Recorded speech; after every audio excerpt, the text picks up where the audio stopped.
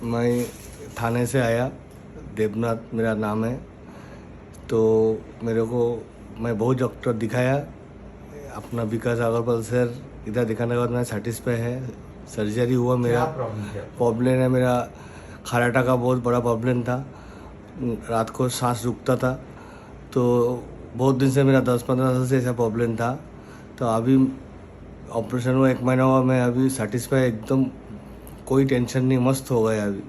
बहुत जगह मैं चेन्नई अपोलो तक गया, जीपीटार थाना में बहुत डॉक्टर दिखाया, मगर मेरे को ये डॉक्टर का सिला दिया, इधर आया तो मेरे को एकदम सेटिस्फाई हुआ और मेरा अभी तबीयत एकदम ठीक है। अभी नाक और गला दोनों साथ, नाक अभी एकदम फ्रेश, कोई टेंशन, अभी आवाज़ भी नहीं आती, कुछ नहीं, नींद एकदम पूरा होता है, कोई टेंशन नहीं। 1 महीने में मैं ठीक हो गया।